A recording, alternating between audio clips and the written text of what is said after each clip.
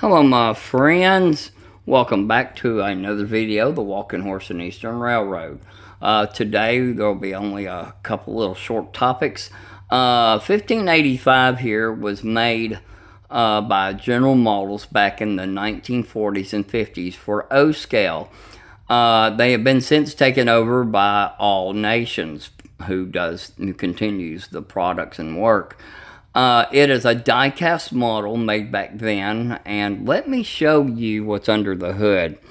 It is a DC, made chassis, and as you can see, the super weights that are in there, the old gears and everything, and get a load of that motor right there. Boy, that's old, ain't it? Some kind of can motor or something like that.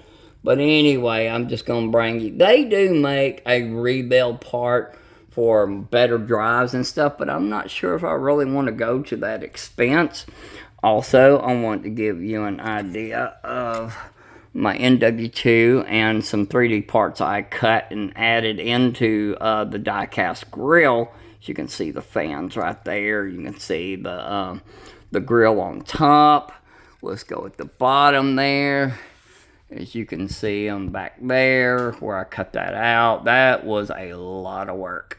As you can see, some LED lights are ready. I just gotta, get them back on there. Here is the headlights. It was 3D printed as well.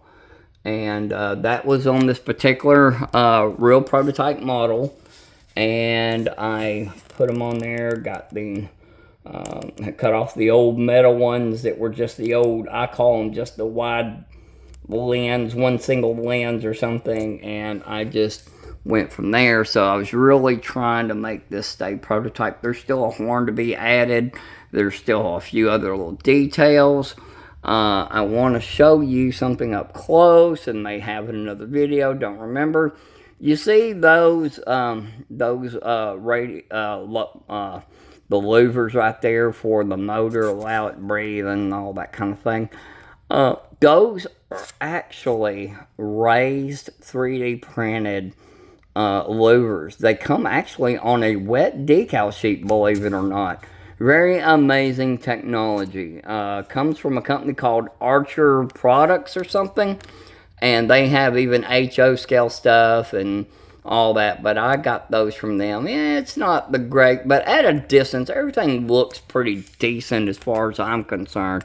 And also, take a look at this tread. That is from them too.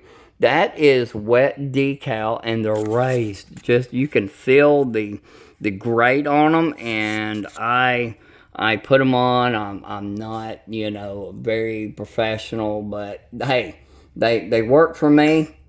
And, I really like adding that, to which this had just a smooth top, walkways. So I wanted to. So anyhow, let's move on real quick before I call it in the night. From a little bit of work, here is my latest trestle bridge I've been working on. I want y'all, I'm still learning to do, kind of weathering and stuff. I don't know how good this really looks to anyone else, but, I'm not a professional. I'm a novice. I have, I just worked hard on it. The bridge vents are from a tall trestle bridge kit for O scale. I bought it cheap from a guy who was getting out of the hobby, and I was able to, excuse me, that was a screwdriver that just fell. There must be a ghost in here.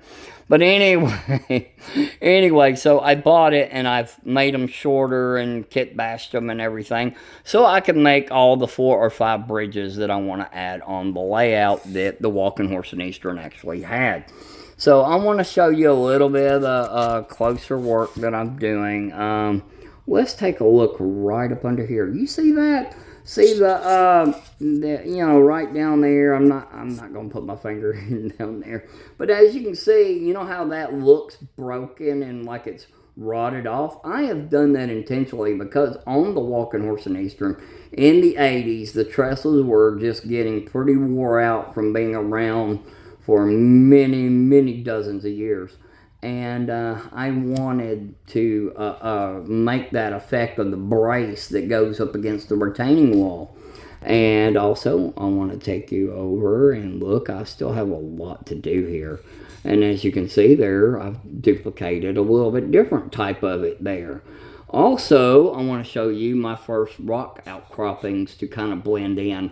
I'm not really good at this. I didn't do the rocks. My friend, a shout out to Kelly Melton, who models in HO scale the Tennessee Central Railroad and some NC St. L.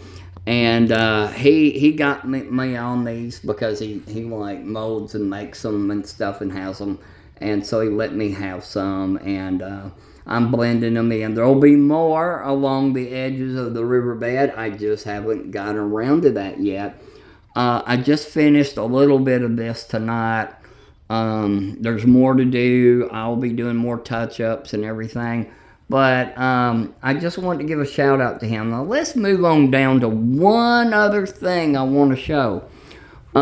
This right here was the HO scale version of when the Walking Horse and Eastern was in beginning in HO scale, and then I changed to 2-rail scale. So there is also, in an earlier video, there is a 2-pier bridge here. I didn't like it. It's not what's really there. Since I expanded the layout, I'm going to be able to model this actually like the prototype. It's a lower pier bridge with a concrete slab and a creek that's on the back end of Wartrace, kind of on the back road of Wartrace Pike, the old road back in the day. I'm going to show you something here. As you can see, this pier right here, the top and the side is still from that kit I was talking about. These rounded dowels, I found those in different sizes at Hobby Lobby and a package in the craft section way in the back where you make up a bunch of other things. But my shout out goes to Bobby Gass, a co-worker slash model railroader friend, and he made these for me on his spare time. Let's go down. I want to give you a comparison of how much shorter they are. As you can see, next to the bridge that they're shorter, they will be. You know, next to it, as you can see right there. So, thank you, Bobby, for your time, man. I appreciate that. He made 6 of those, so I'm looking forward to getting to that very soon. Well, I've made this video longer than I meant to, so y'all guys, I'm going to leave you with this bridge shot again, and y'all have a really good weekend, and thank you.